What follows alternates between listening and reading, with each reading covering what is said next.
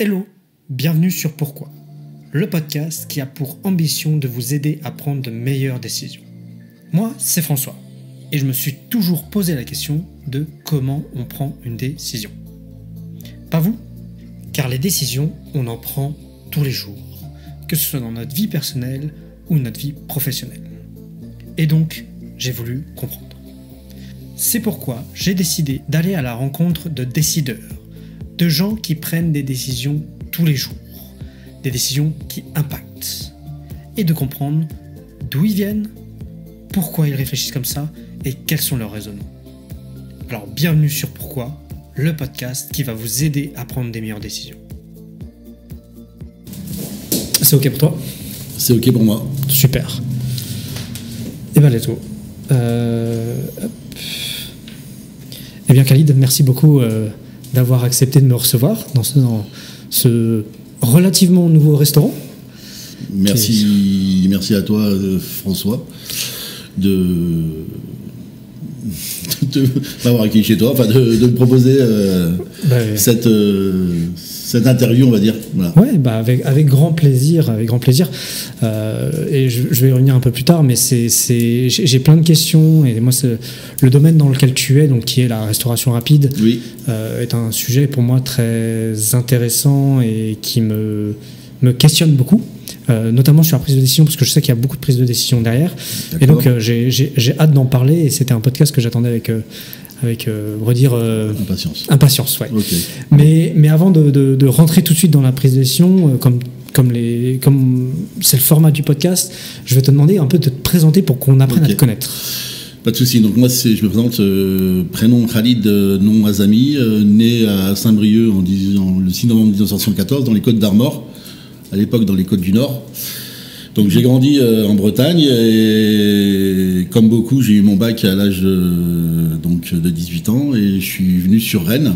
Donc je suis à Rennes depuis maintenant 30 ans. Donc voilà, après l'envie d'entreprendre, elle m'a toujours pris, parce que c'est un peu culturel dans la famille. Voilà, j'avais des gens, notamment mon père qui était dans du milieu, qui était commerçant, okay. Voilà, même de la famille, des cousins, etc.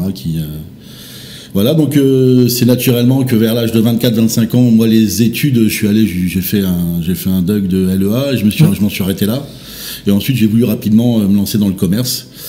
Et il y avait quelque chose qui me passionnait, c'était mon pays d'origine et les produits qu'on fabriquait là-bas. Et j'ai rencontré une personne qui est devenue un ami après, qui faisait de l'import de produits qui venaient de Madagascar et d'Indonésie. Ok. Donc voilà, on s'est dit, moi je faisais un petit peu les marchés et je cherchais une boutique à l'époque, et lui il m'a dit qu'il cherchait quelqu'un qui lui ramène des produits du Maroc, qu'on fasse des échanges en fait de produits. Lui s'est très vite développé, donc il a monté une dizaine de magasins, de points de vente, de Saint-Malo jusqu'à Brest, en passant par Dinan, Saint-Calais-Guildo, etc. Et moi je le fournissais en produits d'artisanat marocain. Il me dit, mais entre-temps j'avais trouvé un point de vente aussi, donc moi aussi, donc j'étais devenu grossiste en fait en produits exotiques, d'accord. Okay. Et c'était la grosse tendance fin des années 90, début des années 2000. Du coup, j'ai trouvé une boutique dans le centre-ville de Rennes. Et donc, je résume un peu tout. Hein, oui, bien sûr. Donc, ça s'appelait Ethnic Chic à l'époque. Donc, voilà, c'était des produits exotiques, de l'accessoire de mode, des choses comme ça. Et du coup, avec le temps qui passe, etc., donc nos produits devenaient un petit peu has-been, parce qu'ils étaient trop diffusés dans des galeries commerçantes comme Carrefour et tout, qui cassaient un peu les prix, etc., qui donnaient plus la valeur, je dirais de la valeur. C'est des produits artisanaux quand même, donc du coup nous on n'était plus compétitifs. Donc fin des années, j'allais dire entre 2007 et 2010, je me suis posé la question de vendre mon point de vente effectivement Place Sainte-Anne à Rennes, donc qui s'appelait Ethnic Chic. J'arrivais pas à vendre le prix que je voulais, parce que j'avais un projet, mais il me fallait un certain capital.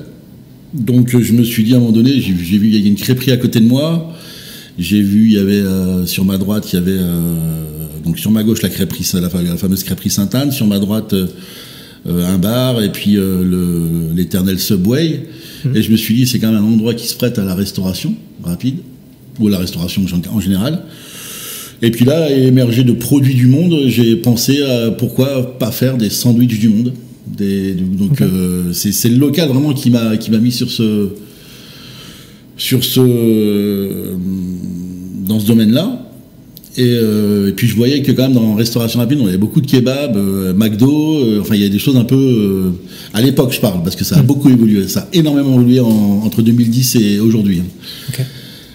Du coup, plutôt que de vendre, j'ai dit Ethnic Chic, on va le transformer en Ethnic Food, je vais faire une formation en cuisine, en formation HACCP, en hygiène, etc., alimentaire, etc. Et du coup, de là est né de Ethnic Chic, on est passé à Ethnic Food, de produits du monde, on est passé au sandwich du monde. Okay. Voilà comment je suis arrivé dans le domaine. J'ai fait un résumé un peu ouais, mais c'est j'allais dire de 99 de 98 même à 2010 rapide. Voilà, voilà comment est né Ethnic Food Place Sainte-Anne. C'est vachement intéressant et ça montre. Alors même s'il y a un fil conducteur qui est le commerce, hein, comme tu le disais, moi ça me pose déjà plein de questions de savoir. Bah tu me dis, tu vois, tu échanges, tu avais je vais dire appeler ça un partenaire, mais c'est quelqu'un que tu fournissais en produits, d'avoir cette envie aussi d'avoir un magasin physique. Détail. Détail, c'est quand même pas le même métier, c'est quand même pas la même chose. C'est métier, mais ce sont des métiers très liés, parce qu'en fait, si il faut, j'allais même dire que c'est la condition. Pour moi, c'est une condition sine qua non, parce que t'as le contact d'un côté direct client en fait particulier, donc tu vas savoir ce qu'il aime, quels sont les goûts, quelles sont les tendances un peu, ce qui va se vendre finalement, pour pouvoir vendre aussi à des revendeurs en fait. Donc du coup, ça permet de sentir le marché et du coup de prendre les bonnes décisions. Ouais. Et justement, quand on parle de décision, tu en mentionnais une qui a été qui t'a fait basculer sur Ethnic Food, qui est cette arrivée. Alors, c'est pas d'un coup, je suppose, mais c'est au fur et à mesure de ces grands supermarchés et grandes structures qui arrivent et qui commencent à casser des prix. En fait, si vous voulez, dans le parcours, et je pense que n'importe quel entrepreneur vous dira la même chose. J'allais dire une entreprise ou une personne qui entreprend mais qui n'évolue pas, il meurt, tout simplement. Donc il faut décider et décider bien. Et des fois on décide de mal, mais il y a un bienfait, l'idée c'est de toujours bouger. C'est d'être toujours en mouvement dans sa tête, et pas de se dire que si on reste stagné, machin, et on laisse venir le truc, on s'écroule Enfin on l'a vécu là pendant le Covid. Ouais. Encore une fois, le Covid, il fallait être confronté. Nous, on était à une trentaine, quarantaine de salariés. Est-ce qu'ils vont être payés enfin, on va pouvoir assumer le premier mois parce qu'il y a un peu de trésorerie, mais le deuxième et le troisième, comment on fait?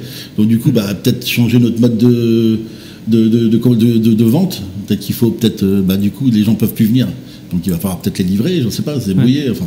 Donc, c'est ça. C'est en fait, bon, là, j'extrapole un peu, mais c'est pareil. Dans la vie d'un entrepreneur, il y a un moment donné où, si on aime ça et si on ne se remet pas en question, ça peut partir de simplement quelqu'un qui étale sur les marchés tous les jours.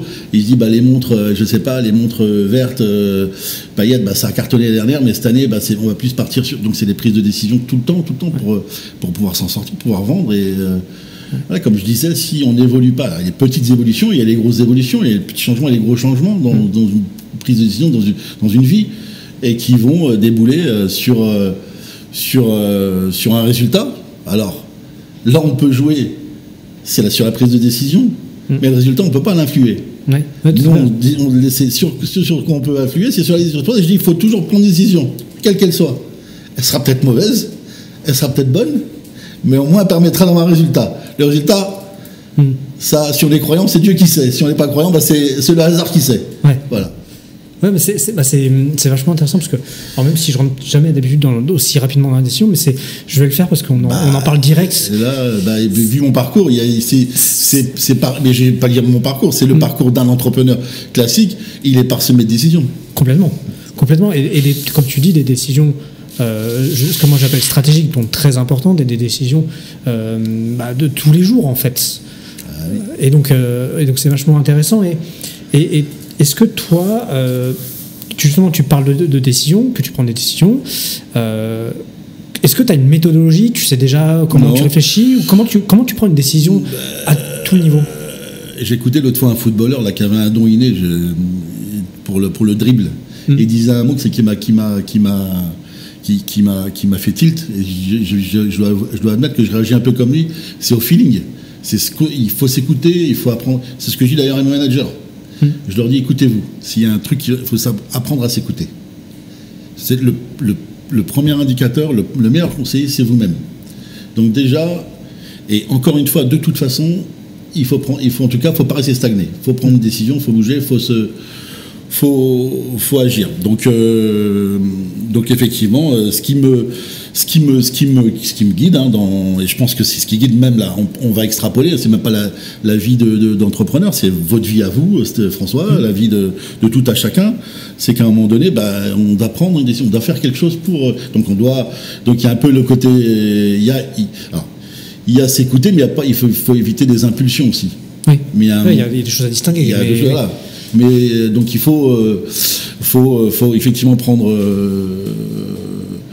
une décision. Après, moi je vous dirais c'est à l'instinct, mais à l'instinct sans être impulsif. Ouais. C'est-à-dire peser le pour et le contre, évidemment, et selon le contexte donné, selon enfin voilà. Et puis c'est prendre aussi en considération, quand tu parles de peser le pour et le contre, c'est sûrement prendre en compte les éléments qui entourent, qui peuvent impacter la décision. Et oui, je ne sais pas, je prends un exemple. Si demain vous décidez de fermer tel établissement, déjà il faut anticiper les salariés, comment ils vont réagir. Je ne sais pas, je prends ça. Enfin, il faut déjà penser l'humain, dire attends, mais si tu prends cette décision-là, quelles conséquences ça va avoir sur telle personne. Et ça, j'allais dire, c'est des décisions importantes, qui sont très souvent très souvent bloquantes en fait, parce qu'il y a l'humain. Et quand il y a de l'humain, il faut gérer chaque personne est différente, chaque personne réagit par rapport à un changement, etc. différemment. Donc il y a voilà. Il faut, effectivement, le facteur humain est très, très. Et justement, comment on fait pour gérer un peu ce facteur humain? Parce que pour moi, la restauration rapide est très liée à l'humain dans le sens où. Oui, parce qu'il y a il y a beaucoup de personnel. Il y a le contact avec le client. Tous les business ne sont pas sous cette dimension-là, je veux dire, n'ont pas cette dimension-là. Comment toi, tu gères cette dimension? Parce que je m'explique pourquoi je pose cette question, parce que prendre une décision pour soi, prendre une décision pour son business quand on est seul, ok, on en subit les conséquences. Toi, justement, tu dois gérer de l'humain. Chaque décision que tu prends doit sûrement des conséquences sur ton personnel, l'humain. Comment on appréhende en fait cette partie-là? En fait, déjà pour gérer l'humain, il faut le connaître. Il faut d'abord se connaître. Donc, c'est-à-dire, quand on se connaît, déjà, on va essayer d'apprendre à se maîtriser soi. Si on est quelqu'un d'impulsif, de nerveux, etc., ce qui était mon cas, les erreurs que j'ai pu faire encore dans mon parcours de chef d'entreprise, de manager de salariés, etc., m'ont permis de comprendre que par rapport à telle ou telle situation, il ne fallait pas agir de telle ou telle manière. Okay. Donc voilà, donc déjà, comme je dis, la base, c'est de se connaître et de savoir à qui on travaille. Encore une fois, là je vais y revenir parce que c'est quelque chose qui est très important dans ma vie aussi, qu'elle soit personnelle ou professionnelle, c'est qu'encore une fois, il faut apprendre à sentir les gens, à les connaître. Si demain on veut prendre quelqu'un qui va travailler en cuisine, moi je me base jamais sur le CV. Si vous voulez, c'est intéressant d'avoir un CV, mais ma décision, à la limite, je peux prendre une décision sans regarder un CV. C'est-à-dire que qui j'ai en face de moi? Est-ce que j'ai quelqu'un d'éduqué? Est-ce que j'ai quelqu'un qui sait parler? Est-ce que j'ai quelqu'un qui... et selon le poste que je vais avoir à lui proposer, je vais savoir le dire. Déjà, soit il est fait ou pas pour travailler chez nous. Et s'il est fait, il est fait plus pour travailler à ce poste-là plutôt qu'à ce poste-là. Si c'est un poste de management, je vais savoir voir rapidement si il va savoir communiquer, savoir parler, savoir gérer une équipe. Vous voyez. Ouais. Donc il y a dans la prise de décision, il y a ce qu'on sait du CV, mais c'est surtout ce qu'on ressent dans là quand je vous parle. Je sais quand je parle à François, quand je pose 2-3 questions avant qu'ils viennent, mais ça c'est naturel. Je sais à peu près à qui j'ai affaire. Ouais. Mais toi, avant de venir me voir, tu t'es renseigné un peu, tu t'es dit voilà. Effectivement. Donc ça joue. Ça, on va dire, c'est déjà des petites infos qui vont te permettre de savoir à qui tu as affaire. Mais quand tu vas voir la personne en face de toi, moi forcément je te donne des signaux. Là tu m'en renvoies aussi. Donc je vais apprendre à les détecter. Le tout, c'est d'aller les chercher. C'est d'aller chercher l'info en fait. Okay. Donc encore une fois, on en revient à s'écouter. Donc à quoi il te fait penser? C'est comme quand dans un jeu de séduction. C'est pareil, une nana avec qui vous prenez rendez-vous et vous voulez la voir, etc. Bah, il va falloir savoir un peu ce qu'elle aime, ce qu'elle aime pas et tout. Bah, donc il va falloir que j'apprenne à la connaître dans la prise de décision. Donc il vaut mieux que je lui propose un cinéma ou un resto. Est-ce que je propose juste ça ou ça? Vous voyez ce que je veux dire un peu? Quand je prends cet exemple-là, mais vous voyez, c'est notre prise de décision puisque c'est le sujet. Et là, c'est pareil. Est-ce que comment je vais réagir par rapport à telle personne? C'est ça. Quelqu'un qui a 50 ans, un salarié qui a 50 ans, je vais pas réagir de la même manière qu'un salarié qui a 20 ans. Ouais. Pas parce que l'autre m'impressionne plus que l'autre. C'est que l'autre a un certain âge, il a un certain vécu, donc il va falloir lui parler quand même plus avec du respect, avec une forme. Je dis pas que l'autre faut manquer de respect, mais peut-être être plus respectueux, savoir lui donner des tâches, vous voyez, un peu moins subalternes. Je sais pas, mais vous voyez, on va pas réagir de la même manière. Ouais. Donc voilà, selon le pareil le passé, si c'est une fille, un garçon, si c'est, vous voyez, il y a plein de choses comme ça. Ok, mais c'est vachement. C'est marrant parce que moi, j'ai fait beaucoup d'échanges avec. Je commence à avoir fait pas mal d'échanges avec pas mal de chefs d'entreprise, des gros et des petits. Ça veut dire des gens qui sont seuls et des gens qui ont 300 salariés. Et on n'a jamais trop abordé cette relation très humaine et alors, ça arrivait et tous étaient très respectueux des salariés, mais ce que j'ai l'impression de sentir, c'est ce côté très humain. Ah oui, bah oui. Ah bah oui, tu peux pas aujourd'hui avoir 50 ou 60 salariés s'il n'y a pas un côté humain. Et surtout aujourd'hui. Il y a 30 ans, 40 ans, la manière dont j'ai été éduqué par mon père, je ne vais pas éduquer de la même manière mes enfants aujourd'hui. On avait une manière de faire il y a 30 ou 40 ans, aussi bien à la maison d'une relation père-fils ou d'une relation patron-salarié qui est plus la même aujourd'hui. Ouais. Là aujourd'hui, le facteur humain, il est au centre du débat. Ouais. Il est au centre de nos décisions. Si aujourd'hui tu vas pas parler aujourd'hui, si tu mets pas les formes, t'obtiens pas ce que tu veux. Oui. D'où, encore une fois, on en revient à se connaître et connaître la personne avec qui, et connaître l'humain en fait. Oui. Au bout d'un moment, quand on a fait, je sais pas, ils vous le diront, tous les RH là, ils vous le diront quand ils auront passé 500, 600, 700 personnes au clip qu'ils ont travaillé, enfin qu'ils ont embauché, ils vous le diront, après il y a 3, 4, 5, 6 types de profils. Okay. Et donc ils savent après où passer. Ils savent que celui-là il va pas rester longtemps, mais qu'il est pas mal, mais qu'il va pas rester longtemps. Ils savent que celui-là, voilà. Enfin, il y a des choses qui ne te trompent pas qu'au bout d'un moment, parce que c'est répétitif, quoi. L'être humain reste le même finalement. Ouais. Et d'ailleurs, quelle que soit l'origine. Ok. Ah oui, vous prenez un étudiant étranger qui vient d'Amérique du Sud avec un Marocain qui vient étudier ici à Rennes, et un Français de souche qui est né en France, et ils peuvent, ces trois-là peuvent se ressembler plus qu'un Français de souche de Bretagne, qu'un copain à lui, vous voyez, dans le profil. C'est ce qui est d'un côté très logique, mais ce qui est aussi étonnant. Voilà, exactement. C'est très logique, mais c'est étonnant, effectivement. Ouais. Parce qu'en fait, c'est pas lié à l'origine ou quoi que ce soit, mais plus peut-être lié au vécu de la personne, à la manière dont il a été éduqué, je sais pas, à la manière dont, voilà, tu peux avoir été éduqué dans une famille catho dure et tu vas plus ressembler du coup à quelqu'un d'une famille musulmane difficile plutôt qu'à un mec, il est catho, il s'appelle François voilà, et il s'appelle François mais il me ressemble pas du tout parce que son père était anarchiste et qu'il était anti, vous voyez un peu le truc ou pas? Ça dépend des formats familiaux et des. Oui, on n'est pas dans l'origine. Et puis nous on connaît ça en plus. Hein. Nous on le met en avant cet échange et ce multiculturalisme un peu. Nous on est pour ça en fait. À Ethnic Food, on va forcément. C'est vrai que c'est. Mais ce qui a été intéressant en fait, c'est vrai qu'on met le doigt dessus là. Ce qui a été intéressant de voir, c'est qu'on pouvait avoir des gens complètement différents, enfin d'horizons différents, mais qui se ressemblaient. Énormément. Sur le travail, en tout cas, dans le travail. Ouais. Et justement, je reviens un peu sur ton histoire et sur Ethnic Food. Donc, parce que moi, comme je te disais un peu avant, j'ai connu Ethnic Food là-bas, le premier sur Sainte-Anne, parce que étant rennais, je l'ai vu naître. C'était et comme tu le disais, c'était un peu entre guillemets une révolution sur Rennes, parce qu'avant on avait quoi? On avait Subway, McDo, C'est ça. et les kebabs. Donc alors il y avait d'autres petites choses, mais c'est pas non plus voilà. Et j'ai vu 2010, c'est ça. Hein, Donc ouais, ouverture le 2 mai 2010. 2 mai 2010. Et j'ai vu, là on est en 2023. 15 ans. Ça fait 15 ans, 13 ans, ouais. 13 ans. 13 ans, ça c'est. Là, on est dans un tout nouveau restaurant là, qui a 1 ou 2 ans, je crois. Il y a 2 ans quasiment. Ouais, qui a 2 ans. Et d'ailleurs, qui a changé de nom, mais ça, on va y revenir. Je crois que tu en as un peu aussi dans d'autres villes. Enfin, l'évolution a été juste dingue. Comment. Déjà, comment tu en es arrivé à vouloir évoluer plus? Parce que tu aurais pu te dire, j'ai mon restaurant, voilà, tranquille.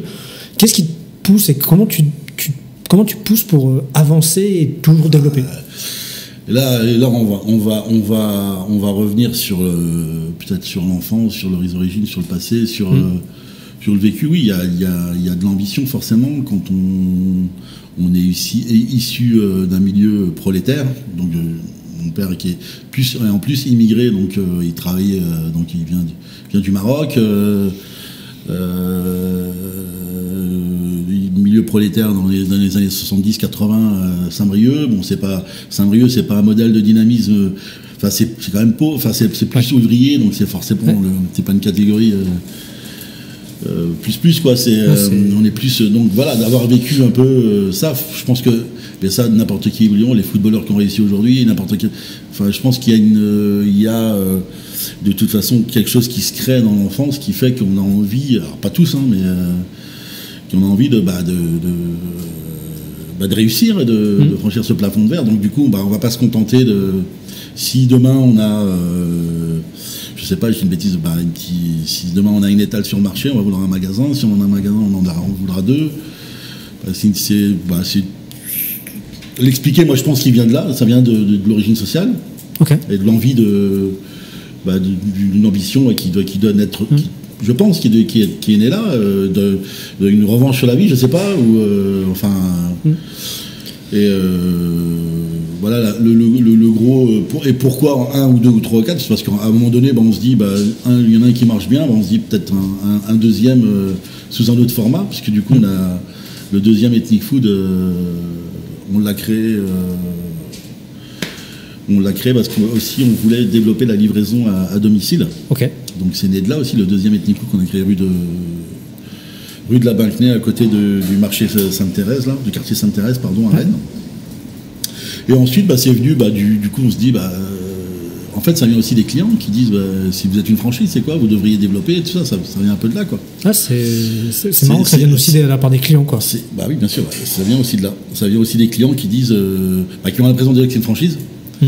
Et qui disent, on voyait dans les commentaires sur Facebook ou sur Insta, il faut venir à Vannes, il faut venir à Lorient, il faut venir à Nantes, etc.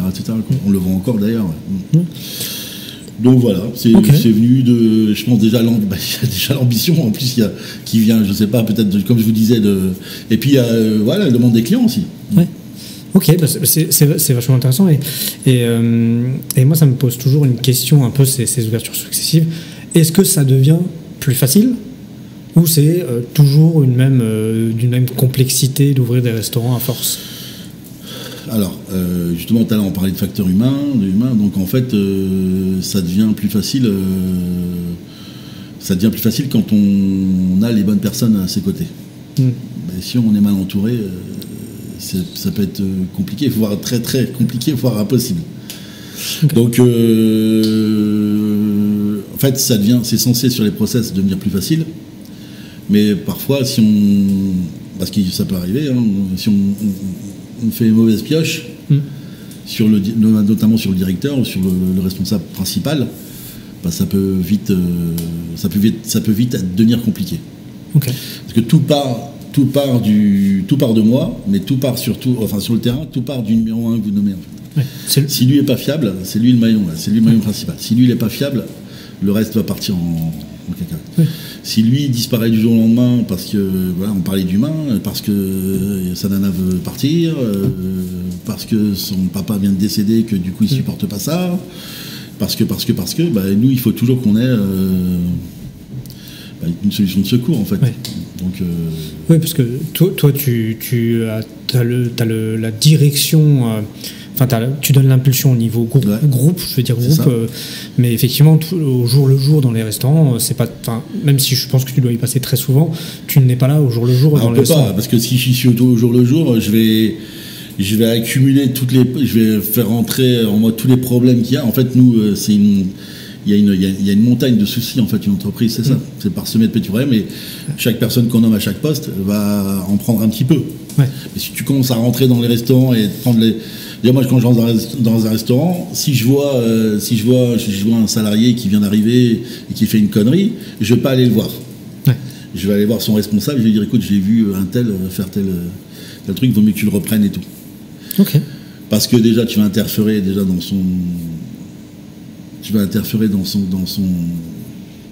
son management à lui, et l'autre, il va pas comprendre, et ça peut créer des tensions. Donc du coup, et en plus, ça c'est pour ça, et aussi parce que moi, si je commence à regarder tous les problèmes qu'il y a dans le jeu, t'en sors plus. Moi, je gère à mon niveau, il faut que chacun gère sa partie à son niveau, en fait. Ok. Et je vais revenir sur la prise de décision, et j'aimerais parler de deux décisions, deux niveaux de décision, et je voudrais savoir un peu comment toi tu abordes la chose. Moi, c'est des choses qui me fascinent un peu.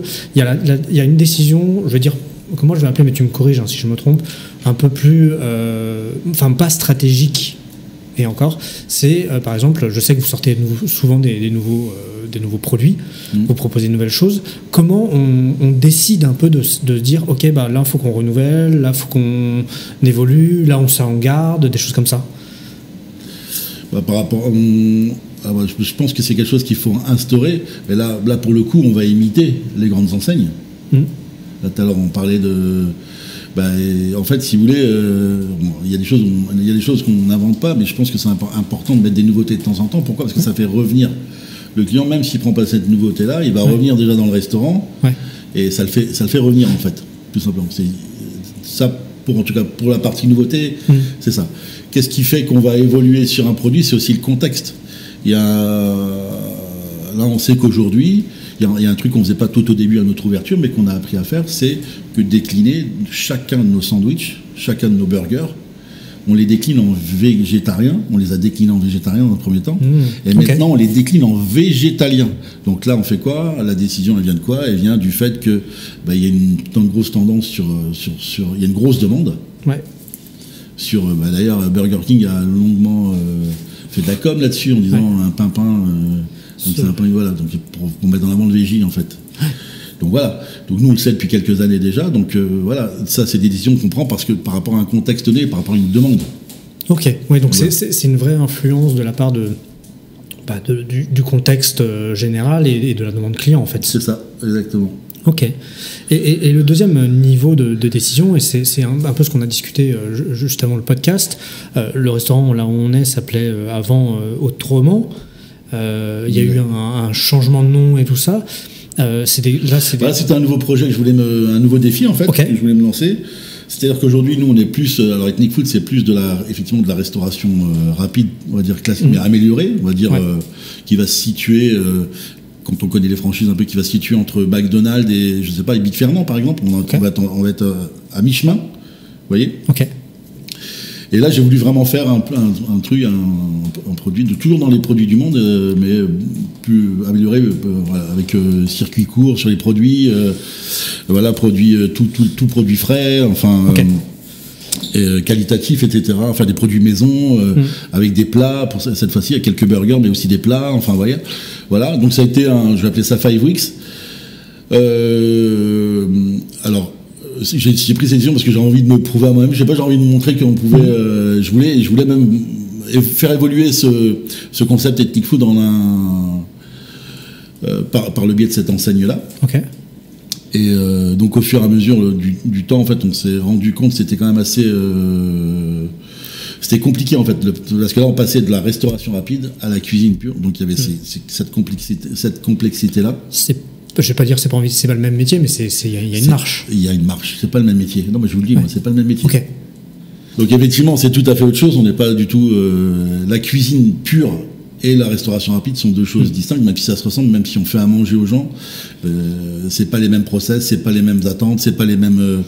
même dans le fonctionnement, nous, dans la restauration rapide, par exemple, je prends un exemple tout bête, c'est prise de commande à la borne ou prise de commande au comptoir, tandis que quand on est dans la restauration plus classique, les gens s'installent, on vient prendre leur commande, on vient noter... c'est des choses comme ça dont il faut avoir il faut avoir les codes, etc. Et les... rien que ce que tu donnes comme exemple, qui est la prise de commande en borne ou personne qui vient, c'est même pas c'est pas les mêmes compétences en fait. Il faut un staff spécialisé, et tout ça. Ça. Donc voilà. Après il y a alors du coup je vais basculer on a basculé de ce printemps-là de 5 Weeks à Ethnic Food et on voit tout de suite la différence, la force d'un nom, etc. Et tout de suite ça. Même d'un point de vue rentabilité, ça paye plus. Ok. Donc voilà. Une grosse décision. Une grosse décision qui a été dure parce que c'est quand même de l'énergie qu'on avait mis dans 5 Weeks. Donc, mais encore une fois, ce que je vous disais tout à l'heure en début d'interview, là, c'est que on influe sur la décision. Parce qu'on parle de décision. Mais le résultat, on ne sait jamais ce qui va être.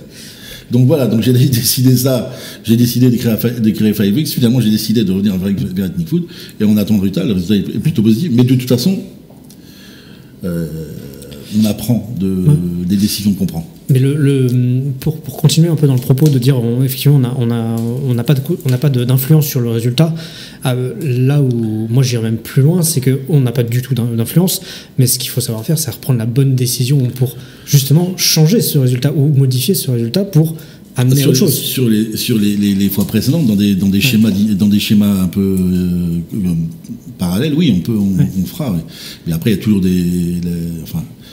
quand on cherche à se développer, il y a toujours des idées nouvelles qui viennent, donc c'est des prises de décision, et des fois on prend des risques aussi, forcément, donc du coup là... c'est le propre de l'entrepreneur. Voilà, c'est ça. Donc du coup, effectivement, des fois les décisions sont bonnes, et elles sont bonnes, mais quoi qu'il arrive, elles sont bonnes, parce que de toute façon, on a, comme on dit, comme dit l'adage, si je ne perds jamais, j'apprends. Donc voilà. Donc de toute façon, décision bonne ou mauvaise, en tout cas l'idée c'est de prendre la décision, en tout cas de ne pas rester stagné, même dans la difficulté ou quoi que ce soit, on décide de quelque chose. Voilà, c'est l'idée. Super. Je pense qu'on va s'arrêter sur ces mots parce que je trouve que c'est un bon résumé de l'épisode. Merci. Je vais te remercier. Et puis au plaisir de rediscuter. Ok, merci, à bientôt. À bientôt. Voilà, c'est fini. J'espère que ce podcast vous a plu. Moi, j'ai adoré.